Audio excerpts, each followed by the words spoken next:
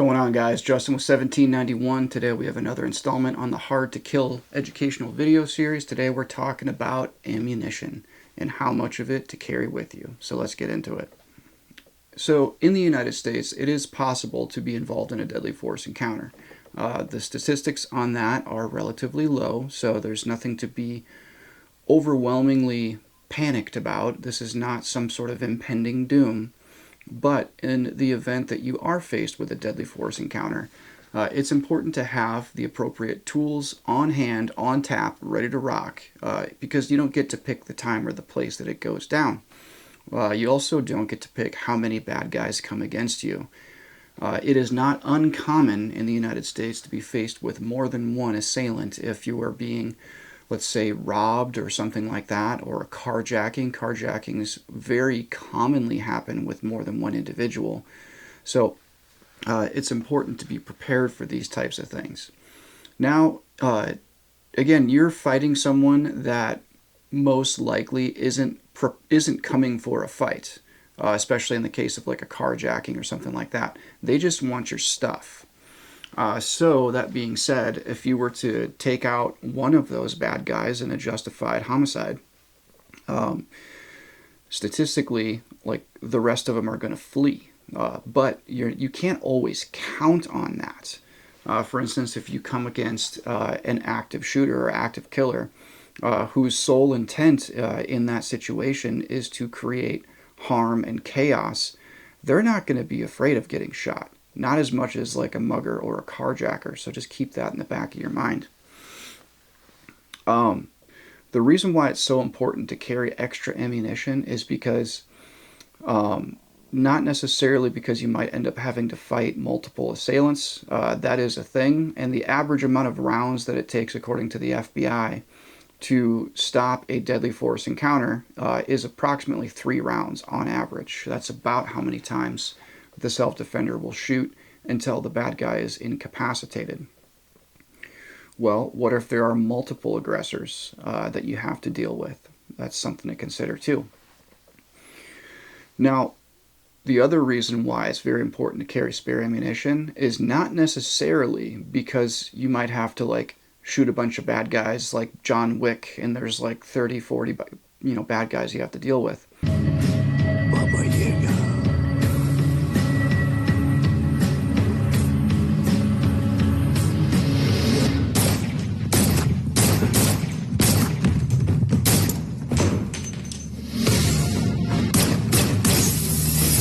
It's not necessarily that.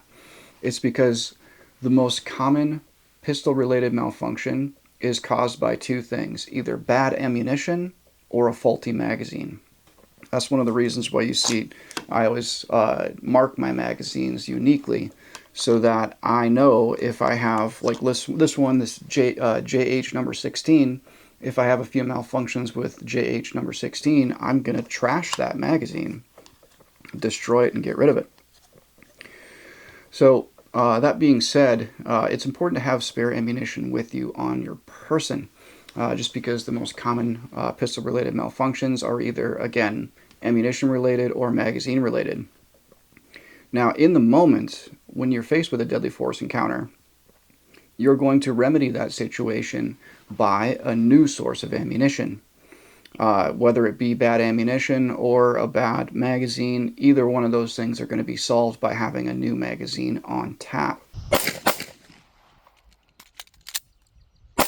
Some of you may have seen a video that we did a few weeks ago called Backup Gun Concepts 38 Offset. Now, I'll leave a link in the description below to that video if you're not already familiar with it, because I'm going to be talking about some concepts from that video. In that video, it talks about carrying a backup gun, specifically carrying a 38 special backup gun at the appendix position, in addition to your primary semi-automatic gun on your hip. Now, something that you'll notice from that video is I'm still carrying a spare magazine for my primary pistol that's on my hip. That is because that is my primary gun, and I'm always going to carry spare ammunition for my primary gun. That is like part and parcel, like 2 pieces of the same solution is primary pistol and spare ammunition for that pistol. The entire concept of 38 offset is to carry, in addition to those resources, a backup 38 special at the 38 offset position in the appendix carry position as a supplement to those already existing resources. That's why when it comes to carrying spare ammunition, it's important to have some consistency in how you do it. Because as you can see from some of the footage of doing reloads on the range, the only way that I'm able to get relatively quick and consistent reloads is because the ammunition is staged in a consistent manner. This is called indexing, for those of you who might be looking for like the gun culture lingo on this stuff. All that basically means is when I grab my new source of ammunition, the base plate of the magazine is going to be in the palm of my hand. I'm going to wrap my fingers around, and my index finger is going to be traced along the front leading edge of that magazine. That's so when I go to insert that magazine, whether it's low light conditions or bright conditions or whatever, I know where this is, my index finger. This has been a part of me for 38 years. I know where that's at. I don't necessarily know where the end of this is unless I index it properly. So that helps me point into the magazine well. And obviously once I get up to the magazine well, I'm going to move my finger out of the way because I don't want to get it pinched in the magazine well. That's painful. But the only way to consistently index your magazine is to have your magazine staged in a consistent manner. Not just thrown in a pocket, or I've seen people put spare ammunition in like an accessory pocket of a backpack or something like that. If that's extra ammo on top of your extra ammo you're already carrying, then fine, I'm not going to beat you up too bad about it. But your primary source of sustainment ammunition, your primary reload, that has to be staged in a consistent manner. Otherwise, especially when it's going down, you're under stress, you're trying to get that reload in, you're not necessarily going to be able to get that new source of ammunition in there if it wasn't staged reliably from the very beginning. For instance, again, if it's just shoved in a pocket, even something as little as like you're expecting to grab it like this, and when it was bouncing around in your pocket, it turned around like that. And then when you index that magazine, you literally shove the magazine and the gun backwards, and then you're causing even more problems on top of problems. So there's a few different tools that you can use to have a consistent source of ammunition. This one I'm messing around with right here, this is called the SnagMag. This is one of our products. It's meant to look like just a pocket knife. In the pocket, this little clip right here looks like a pocket knife clip, and that helps keep the ammunition staged in a consistent ride height in the pocket. At a first glance, it's going to look like just a pocket knife in the pocket because these are designed to where the base plate rides below the top line of the SnagMag. That's how you search for the correct size and make sure you get your sizing correct. Now, a very keen and watchful eye that is trained, they could look at that and see the Glock logo on that base plate, and they're going to know it's ammunition. But again, like, the people that notice that are the people that are already like you. People that are concealed carrying like you, and they're a justified concealed carrier, or a cop who they're also the good guy. They're the cavalry when the cavalry needs coming. But this SnagMag has these little wings that wraps around and hugs the magazine, keeps it consistent, and then this little tail hook on the back end of it, that is intended to snag, hence the word SnagMag. That's designed to snag on the corner of the pocket and make sure that your SnagMag housing stays put when your magazine comes out. So that's one way to keep a consistent source of ammunition on tap. Another way to keep ammunition consistently on tap is one of our leather outside the waistband magazine carriers. Now, these guys are an awesome way to carry ammunition. It hugs your body tight, pancakes against your body very nicely. And we have these in single magazine and double magazine variants, especially if you want to do like your local IPSC or IDPA matches. This is a great way to carry ammunition, and especially be able to go compete in that arena and use the stuff that you would be carrying with. So that's a great thing to do there. So we also do them in single stack or double stack, single magazine or double magazine, and you can get them to match your leather holster too, which is kind of neat. So those are some of the ways that you can carry spare ammunition for an automatic, but what about a wheel gun?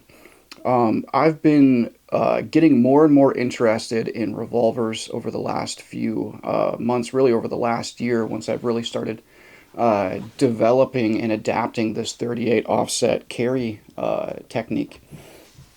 Now, these HKS speed loaders, these are a great way to keep ammunition ready for a revolver. This one's designed for the J-frame, and they're neat because when you swing out your loading gate, you just shove this in there and you turn this little switchy thingy and it releases the ammunition into the cylinder. But as you can imagine, like, you cannot carry this in a pocket because eventually what's going to happen is this little switch thingy on the back, that's going to get bumped, and then when you go to pull this thing out, you've got no bullets on your speed loader. So it really needs to be carried in a proper speed loader carrier, which is where our revolver speed loader carriers come into play. These are also made out of American Deerhide full grain leather, reinforced stitched. And they have a little snap on the top and a little compartment that you can drop your speed loader into, and then you just snap that back. And just a simple belt loop on the back side. As you can imagine, this stands off from the body a little bit, which kind of stinks as far as concealment is concerned. Carrying a wheel gun with speed loader carriers is really, in my opinion, kind of a fall thing, so that you can conceal it underneath like a flannel or a jacket or something like that. But there is also such thing as a speed strip. We don't make those at $17.91 right now, but that's definitely something that you could look into to carry extra ammunition on your person. A speed strip is going to lay flat in the pocket. It's a little bit slower to reload because, as you can imagine, you can only reload 1 or 2 positions of that cylinder at a time. But again, it's better than carrying loose bullets in your pocket. So speed loader carrier is definitely the way to go there as far as speed. That's all I have for you guys on carrying spare ammunition. The most important thing to remember is to carry spare ammunition. If you're carrying a pistol, you should be carrying spare ammunition, period. Also, if you're carrying a pistol, you should be carrying some kind of medical, like a tourniquet. So just make sure that you are carrying the right tools and that you are training with the right tools, so that when push comes to shove and you're faced to actually do these things on command in a time-is-life situation, your body is going to remember how to do things, and you don't have to think about it when you should be thinking about like the deadly force continuum. For instance, does this guy have a gun? Are they close enough to use it? And is my life in immediate danger? Are there any bystanders around? How far away is law enforcement? Am I out in the country? Is it going to take 15 minutes to get law enforcement here, or is it going to take 5 minutes because I'm in the city, whatever? There are a bazillion other things that you're going to have to think about besides reloading your gun. That should be automatic, and you should have the tools on hand to be able to do that. Just for as simple as this, in case your gun malfunctions. Carry a reliable gun, but don't count on it being reliable every single time, because many times in these videos we've talked about Murphy. Murphy likes to rear his ugly head in the worst times possible. Thanks for watching, guys. If you found this video helpful, please like, comment, share, subscribe, all the things. Share this with your friends, especially with your friends that aren't carrying spare ammo. Until next time, guys, train hard and carry your gun.